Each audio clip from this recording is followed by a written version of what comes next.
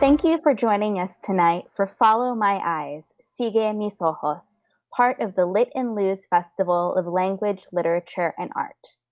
I am Mia Lopez, and I am a curator, writer, and educator based in Chicago. I am happy to be moderating tonight's discussion. The Lit and Luz Festival was proudly produced by Make Literary Productions. This year's Chicago Festival Remix, Respond and Rebuild series of virtual programs began on October 3rd and closes October 9th with the Lit and Luz live show finale. Lit and Luz fosters the creation of new art through international collaboration and essential dialogues between residents of Mexico and the United States. Through conversations and the creation of new art, writers, artists, and musicians participating this fall reconsider past festival themes while also responding to issues and events currently impacting the United States and Mexico. The full lineup of participants and schedule of events are available at litluz.org.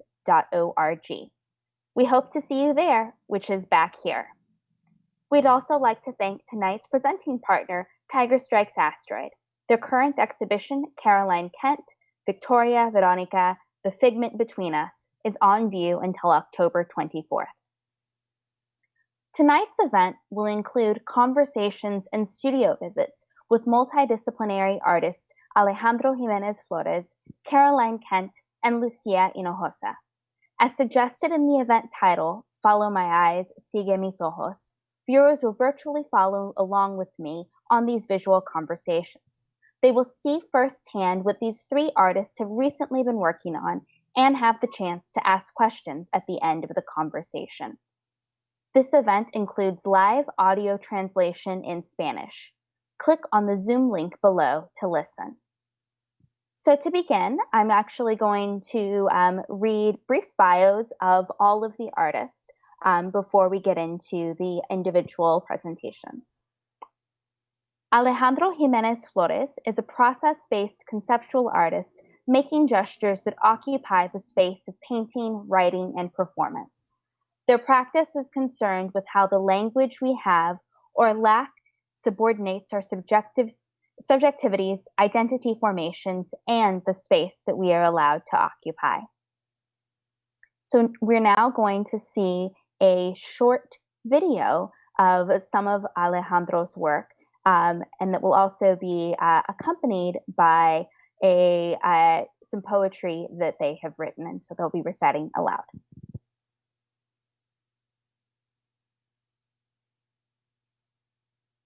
So you of course know the journey of the monarchs, what a mirrors, what a metaphors, and let me tell you that perhaps being told you're not a real monarch, it's maybe a relief. I am a monarch with the lowercase m. No. My name is Kiki. I was one of those butterflies, and let me tell you, I always felt more comfortable when I was an egg. I could see, I could feel, sense every single part of my body, moving, forming, thinking, being, becoming. I went from being one single blob, plop, and now there was two of us, a mirror, an awareness, a desire to become them, to absorb them, to become whole again, a longing. Plop, plop, plop, plop, flop. Y esa estrella creció grande. Now that I think about it, that first plop might have had a bit of a flop.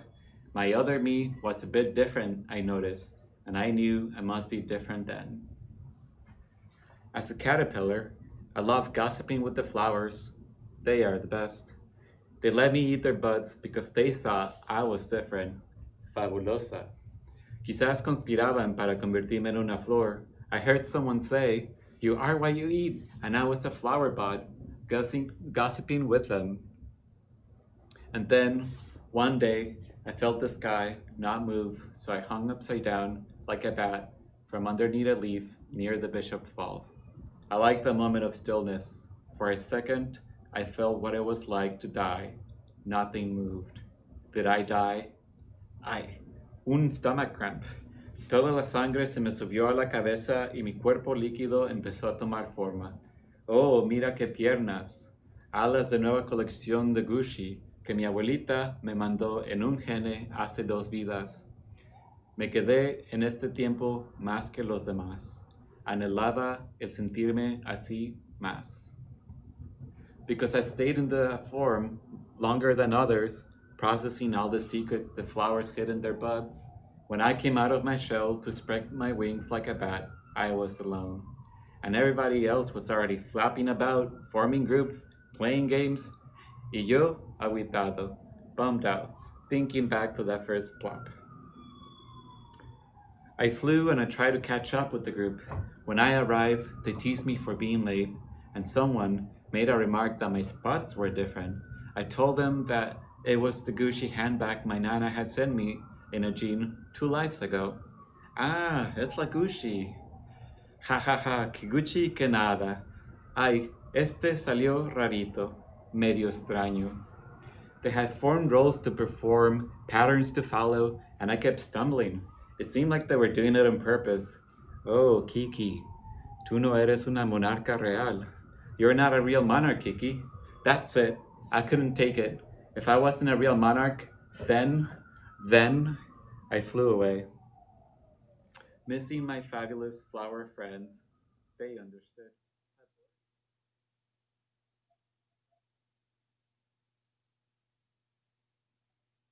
Thank you so much, Alejandro, for sharing that with us. So some of our viewers may recall the work that you had featured back in 2018 when you participated in an exhibition that I organized with Esteban King that was part of Lit y Luz. And it's, that was work that was very similar to some of the first images that were included in that video. And I'm hoping that maybe what you can share is sort of how your consideration of flora and fauna, particularly butterflies and flowers, but how that has evolved over these last 2 years to what we saw in this video today. Hi, everyone. I guess I'll first explain the flower part since it's kind of like progresses from there. So around 2017, 2016, I started to focus on only making works about flowers. And I was using flowers as a stand-in for myself in some way. My second last name is Flores. So I was, I started to, at first I was taking photos of the flowers and then making compositions. But partially the reason that I started working with flowers is that I needed to get a bit of distance because before I was having this, there was a lot of hesitation for me to make work because I felt that any marks I would make in the canvases or surfaces, that my identity would be read onto that. So that kind of created this weird block of make that kept me from making. So I started working with transfer techniques. So using soft pastel as a transfer to give space to the subjects, flowers, so that my hand wasn't present there.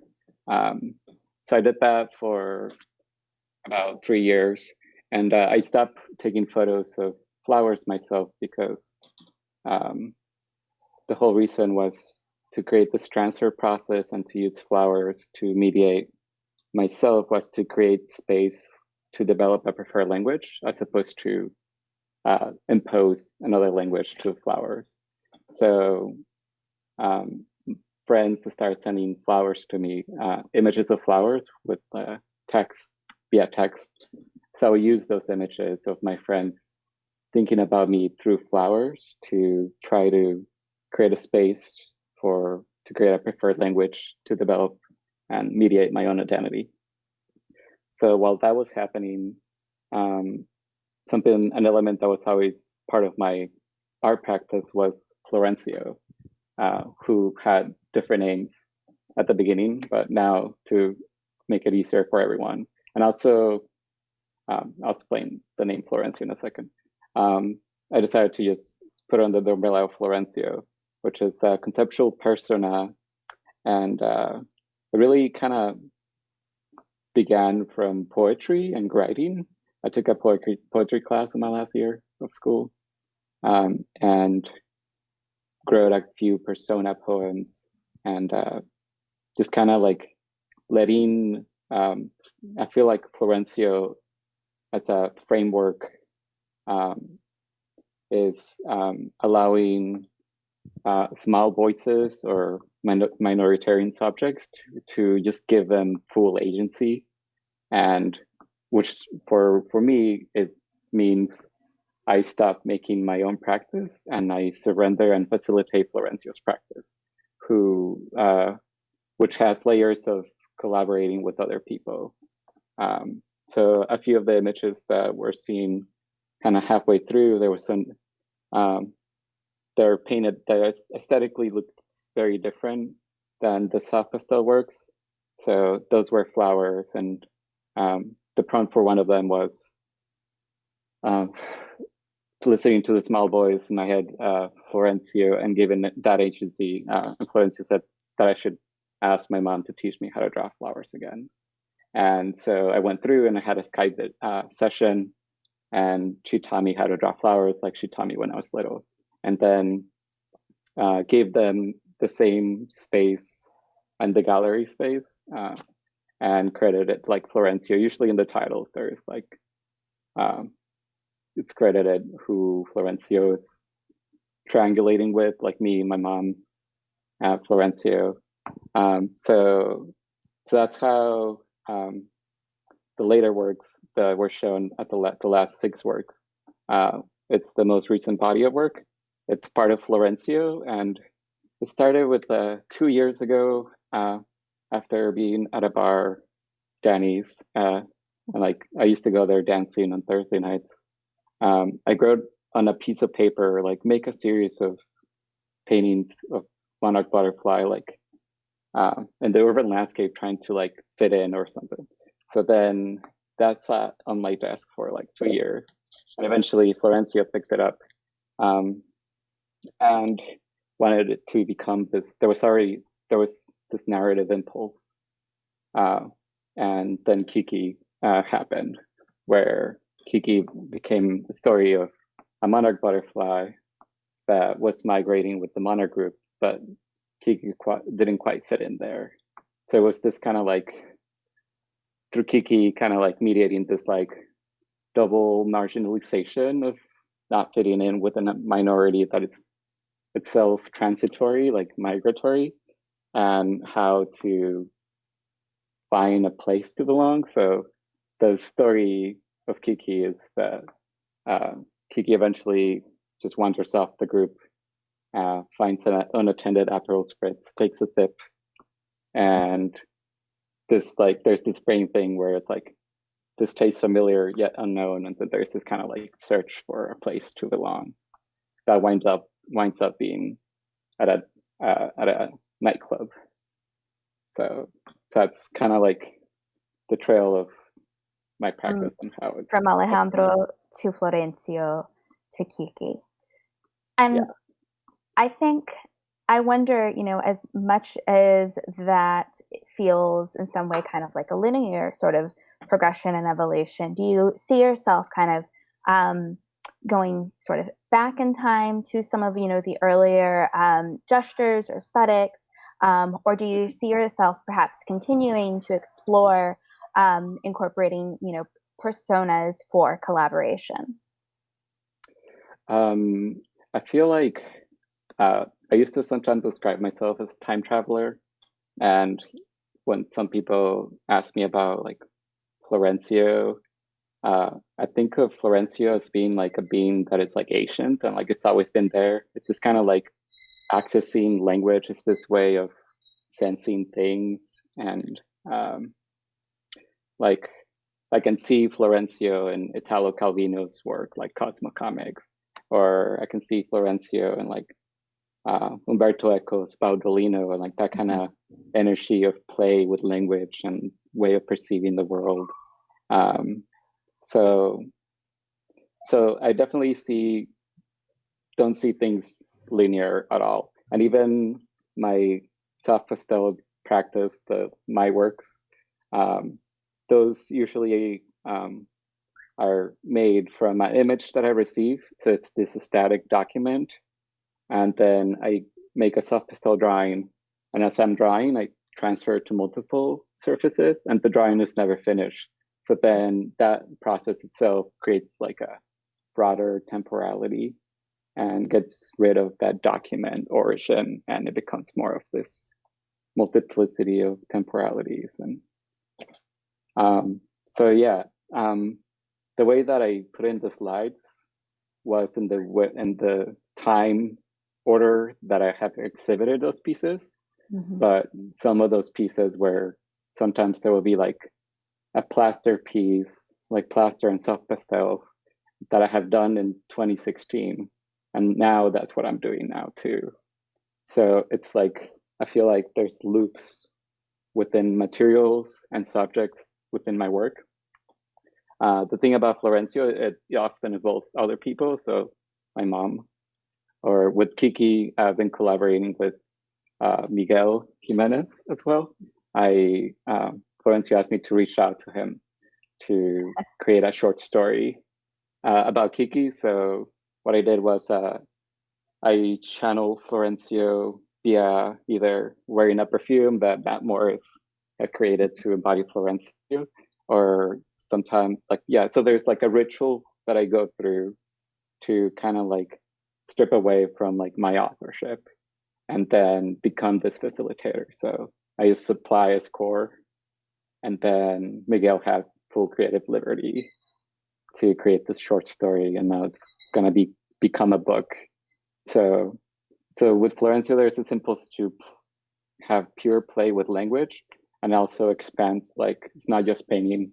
There's been sound pieces, perfume, book. So yeah. So that idea kind of sort of expanding, beyond the two-dimensional is a great transition. I have other things that I want to ask you about later, but first I'd like to turn to Caroline Kent's work. Caroline Kent is a Chicago-based visual artist that explores the relationship between language, translation, and abstraction through an expanded painting practice. Developed through an ongoing archive of works on paper, the paintings built out of this context exist in multiple forms of drawing, painting, sculpture, and performance.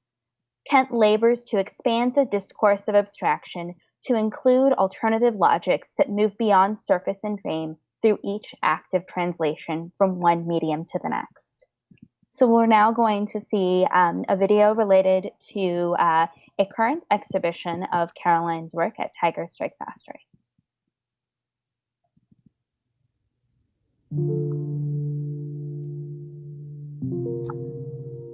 Victoria Veronica, The Figment Between Us. This exhibition is the first iteration of a project that I've been building over the past several years.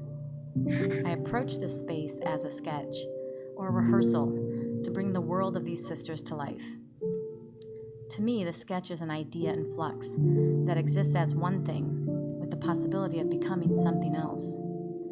The potential in a sketch is open-ended because it's just the beginning, and laying it out as a kind of scheme helps me put something of substance down in the place of what was once just existing in my head. In this exhibition, you will see works that carry a visual language developed between two fictional identical twins. The names Victoria Veronica are taken from my mother's first two names. The desire to use a fictional framework that was guided by factual and biographical information was a way to help shape the project. I myself am an identical twin, and it became poignant to not overlook how twin communication, secret communication, as well as an abbreviated form of communication, could be conveyed visually. Whether or not one is a twin, I think the desire to share an intimate language with someone who is kindred is not uncommon. For this project, I wanted to look at how a painting language could function as correspondence on an intimate scale, thinking about a relationship between two sisters was a way for me to produce a series of objects, paintings, and furniture that orbited a conversation taking place in a domestic space. Memory holds a psychic connection between the sisters. They both experienced seeing a unique table in the home of Mexican architect Luis Barragan. The upright table is the psychic stronghold between them in the room, a form whose presence is felt and seen in other objects and images in the space. The table itself contains a history between the sisters that is noted through a collection of various items on the desk: typewritten notes, pictures, artworks, and old books converted into small paintings. These twins are not physically sending each other letters through the post, but instead they are creating telepathic responses and dialogues that are felt between them. I see these sisters not only distanced physically, but perhaps even through time, so that the actual separation of the sisters might exist across dimensions. Perhaps always attempting to bridge the gap between themselves through these artistic gestures and exist in a common space together.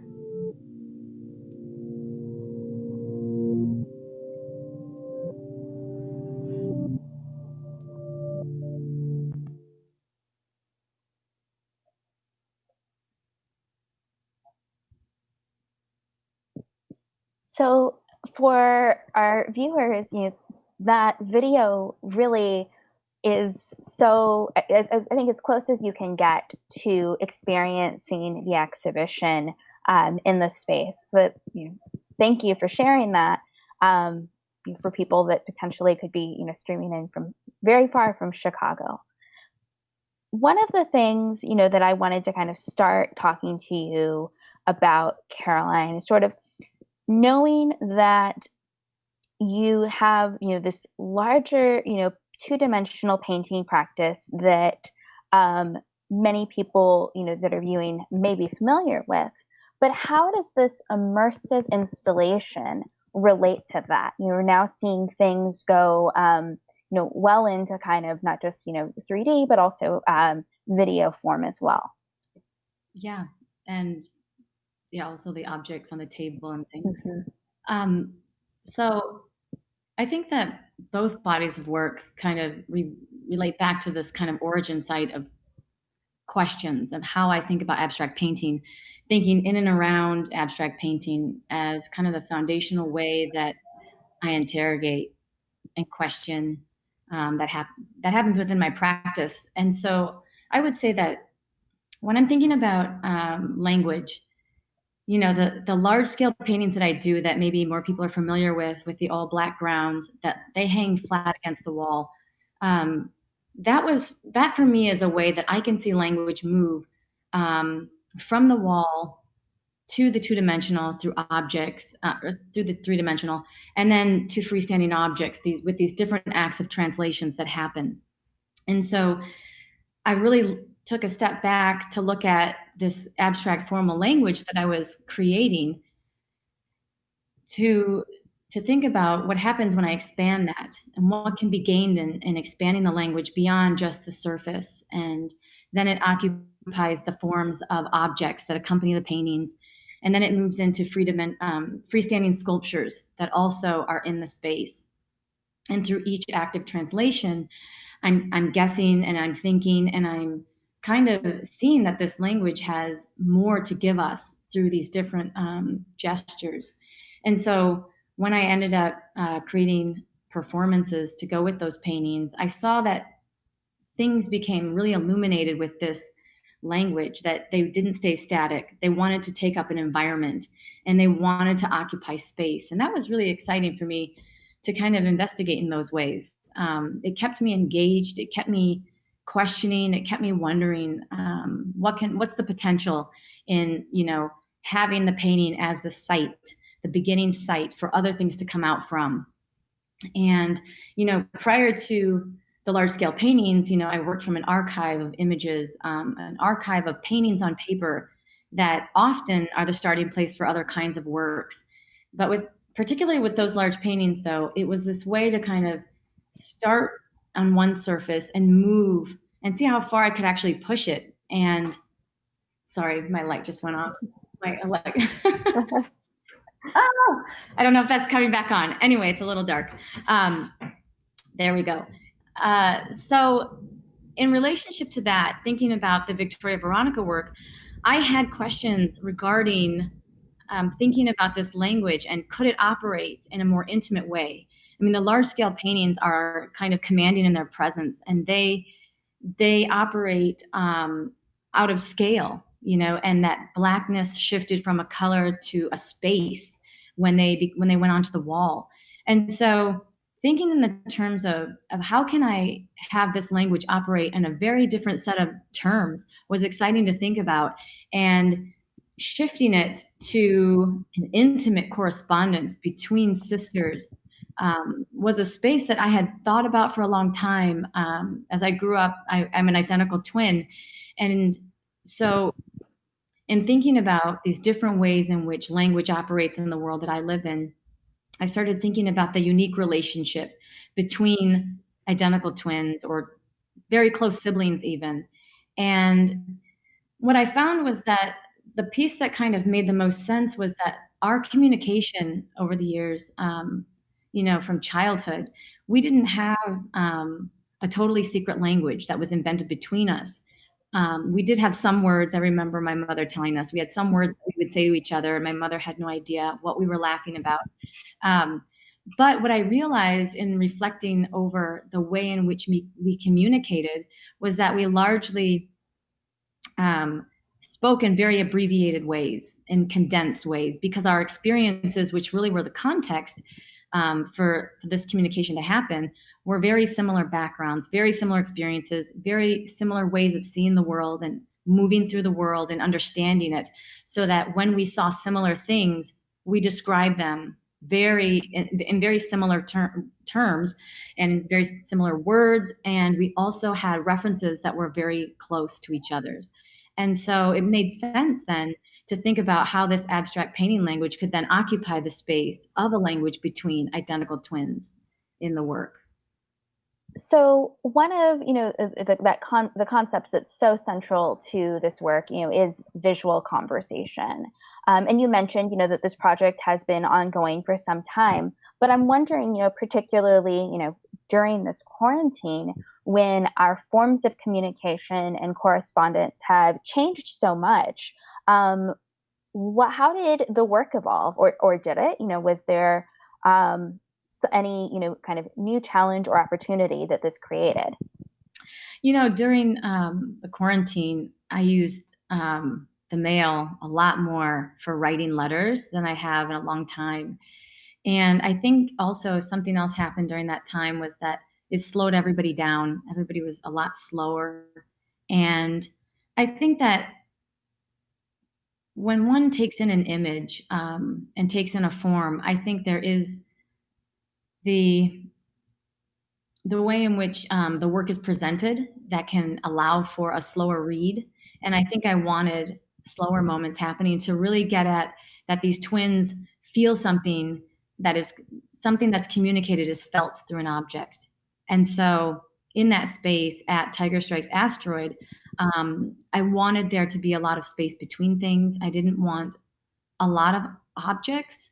So I made the table, you know, the upright table, the main kind of focal point that I felt everything else flowed out from. So let's talk about that table a little bit. You mentioned now in the exhibition kind of accompanying sort of text that it was inspired by the architect Luis Barragan, and it has several objects on it, books that are kind of covered in painted material, some film stills, and some written text. And I'm wondering if you could tell me about a few of those items and maybe how they contribute to the idea of this shared language between the twins. Yeah, so I guess it's important to say that, you know, the two twins are a framework, really. So it is not a literal communication with my own sister. That was more of a starting point to really think about this. I think the framework or the fiction of these two sisters really was exciting for kind of the space to play within, and maybe very similar to what Alejandro was talking about. I mean, I identified so much of what they were saying and articulating. It was fascinating. And I think that a lot of those forms on that, a lot of the things that were on that table, they connect to my practice because when you are looking at abstract painting, a lot of the forms or gestures, or in my painting specifically, they come to you without revealing their site of origin or where they're from or where they came from. And a lot of the material on the table were some of those references. So there was a reference to film stills with subtitles. There were handkerchiefs that had been put through the typewriter with these poetic expressions on them. The literary has a strong influence as well in my work, and using these old vintage books that kind of have lost their value in some ways because their thrift stores are full of these books, and homes, I see them on my shelf and in friends' homes, books that sit there and you only see the spines of them. And I thought, the sisters are operating in this domestic space to each other. What are they using that's already in their home? And so the books seemed to like come alive when they were treated differently on the surface. So I covered them like a painting and started making these paintings on the surface. And there's something that they both kind of send to each other. And so in the show, there's no distinction between this twin made that, this twin had this thought, had this memory. But the show is kind of held together by the upright table, which they both recall seeing in the architect's home. And that becomes, and that I find that that's what operates in a personal way with my sister, is that we both have a very specific memory, and then from it, a lot of discussion flows from it. Laughter, and when we can pinpoint a certain thing, and I use that in the space. And so anyway, I hope a lot of the references, and there are older artworks on there too that I've made.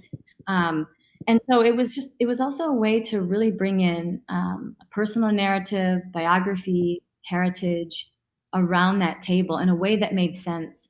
And I felt like this was the perfect opportunity to do that made sense within the practice.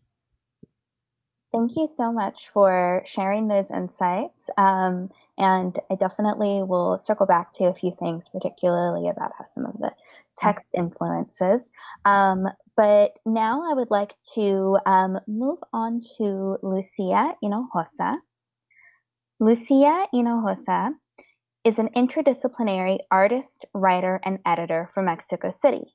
Her practice develops through a series of conceptual, ephemeral gestures and performative trajectories as a method of investigation that results in a corpus of visual, sonic, and text-based works.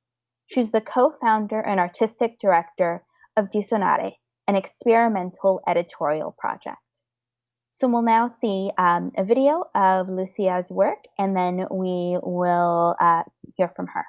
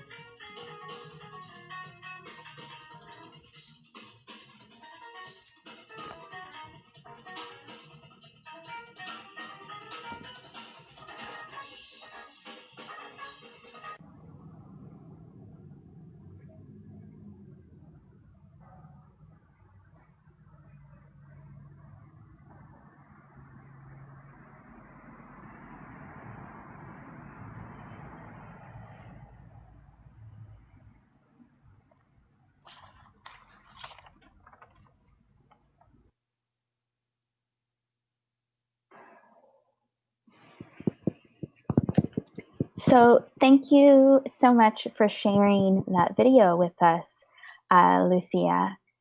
I'm wondering if you can talk to us about, so we just saw a really broad selection of your different types of works.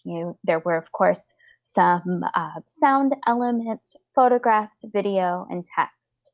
What have you been working on most recently? Thank you, Mia, for inviting me and to Lit and Luz as well. And that video was very kind of random and raw, so sorry if it was all over the place. But it's really the broad aspect of my practice, I guess. There are so many avenues that we can take and talk about, but I think that my main interest, of course, is language and text. I work with performance, with drawing, with video, with sound, but it's always accompanied by an element of language or of text. So what I've been working on, I've been mostly working on poetry at the moment. The video that you saw is the first part of the video. Well, the part where we see some printouts or pages in the landscape is part of the exhibition that you curated with Esteban King, the So Close, Far Away. So I wanted to include a part of that process, which has been a very long process. It's a project that started in 2016. It's called Land Waste and it's a poem the very famous poem, The Wasteland, that I typed and printed out and put in different parts of the landscape in Mexico, in abandoned parts.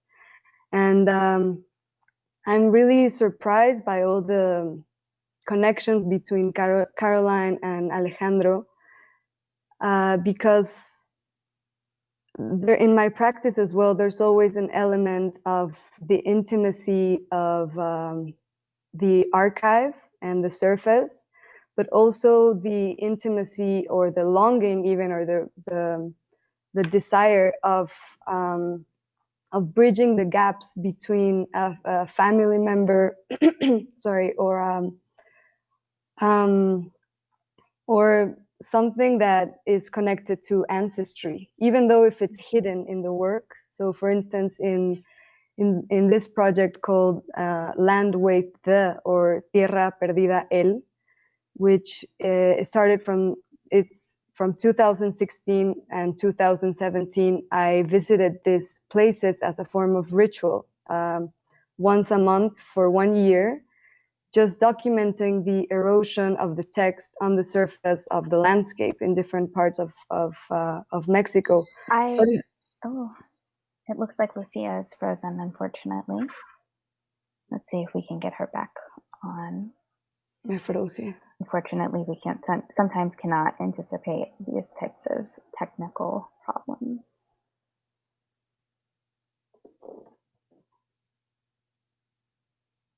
Lucia, you froze for a moment. You were talking about ritual, if you want to pick up there. Yes, sorry. Right, I was talking about, am I on now? Yes, you are. Okay. I was talking about ritual and this work called Tierra Perdida El, or Land Waste which is really an impulse of the poetic dissolution of the wasteland. But this impulse started with the death of my grandmother. And I really wanted to kind of experience the mourning process through the dissolution of this poem. Of course, the poem was very connected to her and just the whole aspect of poetry in my life and in my work. But also this idea of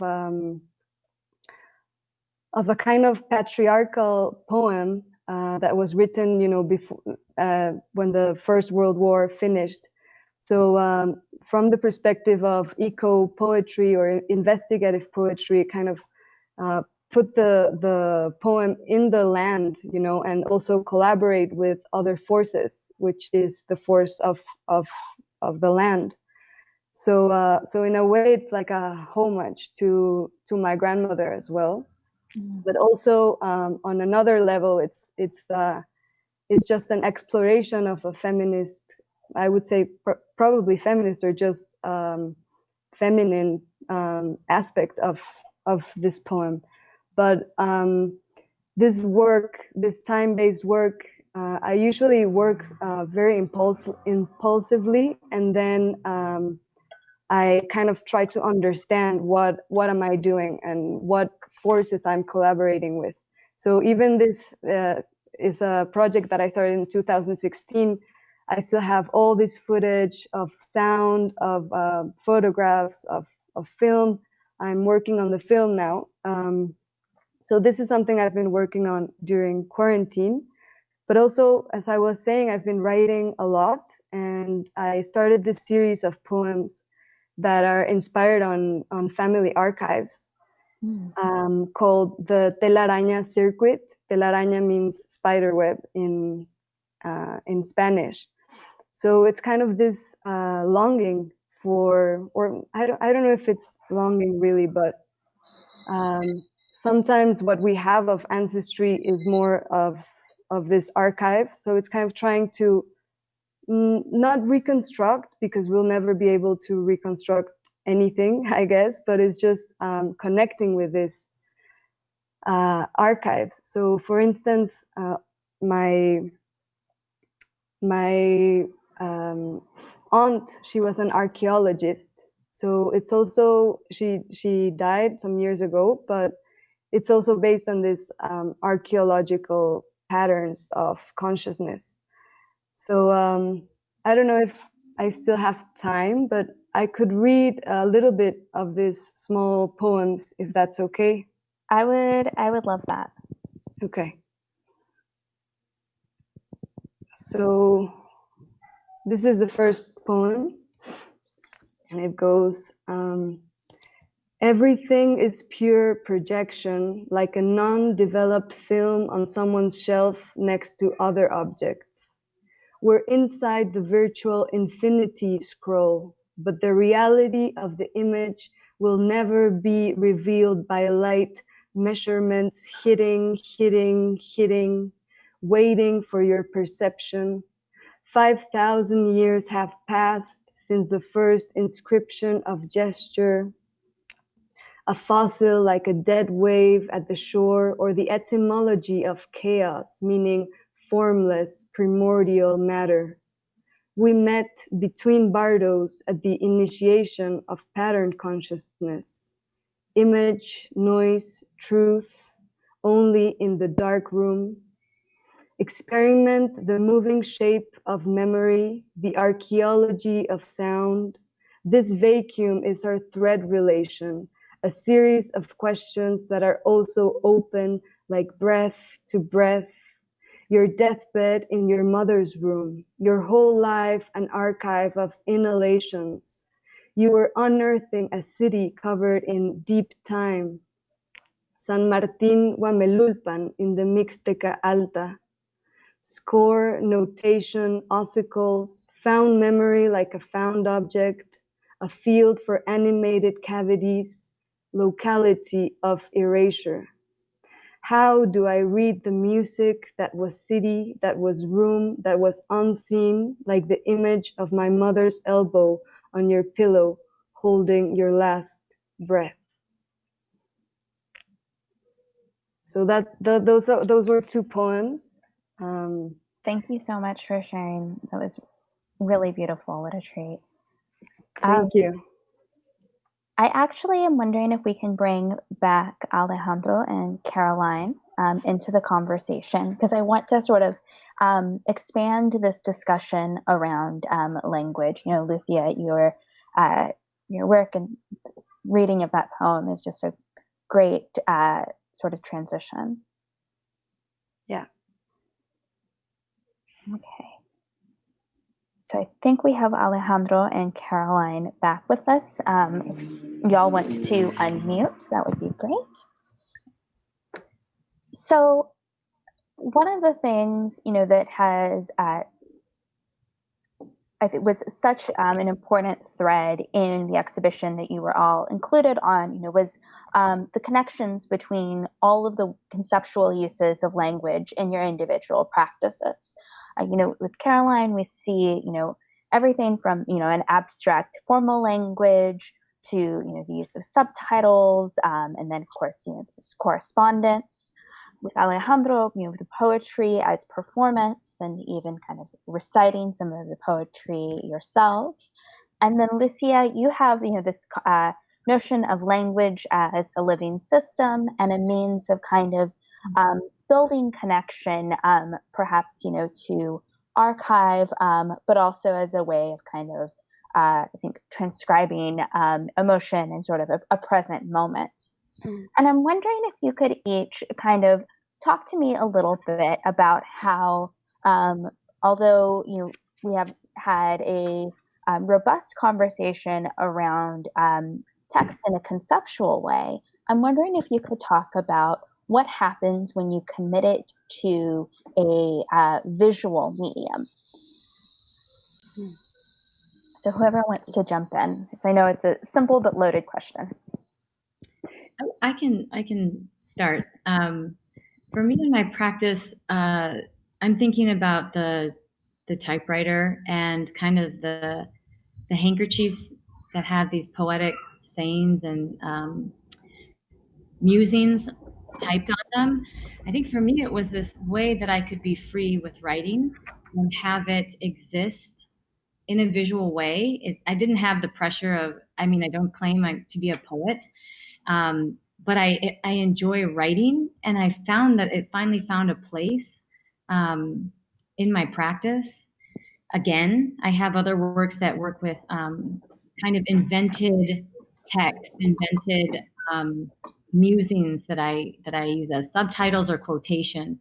And so for me, there's just a real freedom to be expressive, to be poetic in a way that is so different than the way that I'm normally thinking about language. And it gets to be rich because I can borrow from all these other influences that don't maybe have a presence, that hadn't had a presence in the practice until then in doing that. So I find it very freeing, and it's another way to reveal myself actually in the work too. So. Thank you. I would also build on that, because actually when Caroline was talking about gestures, and also Alejandro, and about just objects, the presence of objects, they're so charged with language. So there's an aspect of language that is semiotic, that I work with it a lot in sound poetry and in concrete poetry. But there's also an aspect of language that I'm sometimes more interested, or similarly, but that it's communication. It's expansion of I don't know, of collisions or of meaning. So everything is charged with language. I think the three of us also work with memory quite a lot. And with the idea of ritual, I think we all work as well. So also these new things I'm working on that I don't even know what they are. It's like these little amulets that they're just stones with feathers and with duct tape.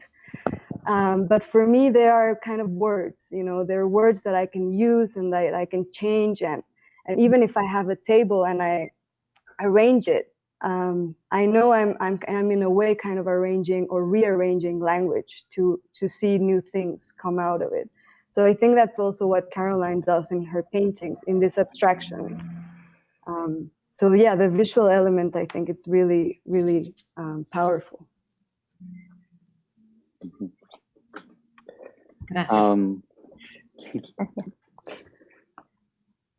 I guess my relationship to poetry, I feel like I remember taking that poetry class in the last year of college, and feeling kind of this freedom. Like I am really bad with grammar, both in Spanish and English.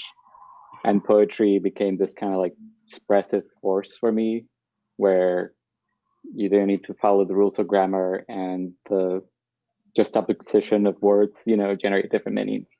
So that's where I see poetry as like a powerful vehicle that navigates or like swerves around this kind of like norms of grammar or proper understanding. So for me, the poetry that I write often works as kind of a trace of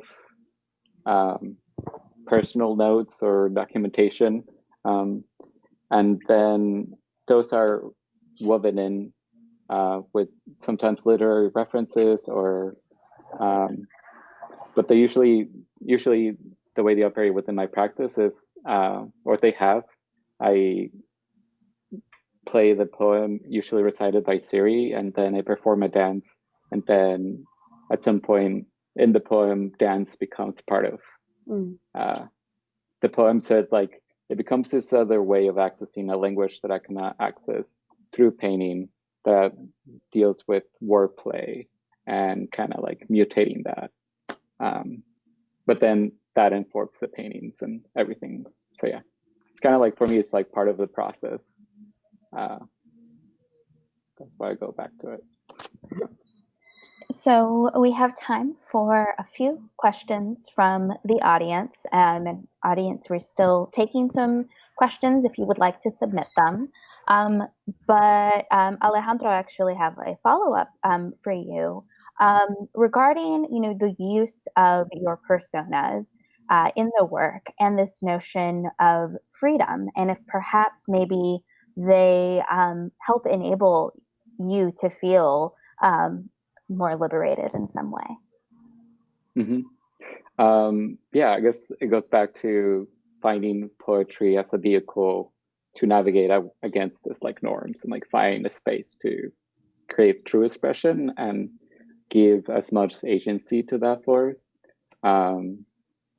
So yeah, I find that while I was like mediating my identity through working with flowers and images I would get of flowers with that's friends would send me, throughout this whole time, there was also like this constant communication, maybe similarly like Carolyn, with Florencio, that was helping me build this framework of how to approach this subject and create this space for the flowers to develop its own language. And then it became about giving equal space to this other framework that was helping me facilitate that. So in a way, with Florencio, I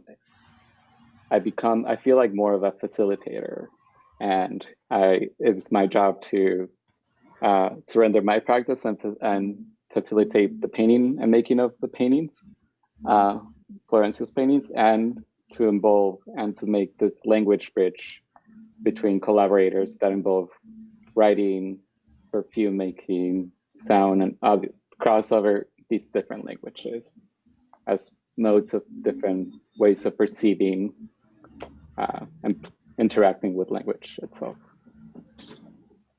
Thank you. If that makes sense. Lucia, we have a question for you. Wondering if you can explain some more about archaeology consciousness. Wow.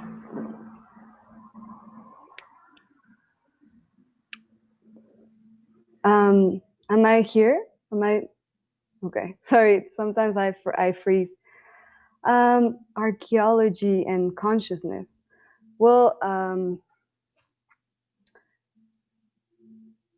I also work a lot with the idea of deep time and just like ecological thinking in a way.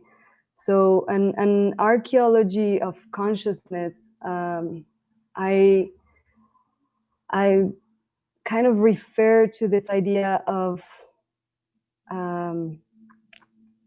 the dissolution of something that is external or something that is physical. And I think this is one of my main obsessions. Just material reality and how material reality appears, and just the kind of the immaterial archive that we all share through language and through voice and through memory. So when I say like the archaeology of consciousness, I mean sort of this free exploration, but it's an exploration through the experience, perhaps of imagination, but also with the use of like a scientific language, how we share sort of the DNA of trees, it's 80% the same as our DNA, or this kind of things that go back to time as this cosmic time.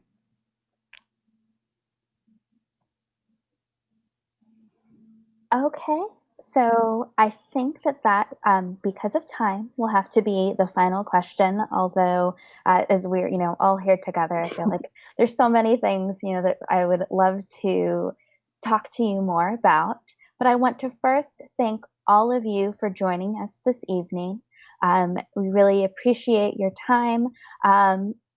There is a question about whether there are plans to bring you together perhaps again, and I would encourage everyone to look at the Lit and Luz archives, which I believe have some information about the exhibition back in 2018. So the festival would not be possible without partners including the National Endowment for the Arts and Illinois Humanities, as well as the MacArthur Funds for Arts and Culture at the Richard H. Driehaus Foundation, the Gaylord and Dorothy Donnelly Foundation, the Illinois Arts Council Agency, and the generosity of individual supporters. But thanks again, everyone, and have a good evening. Thank you. Bye.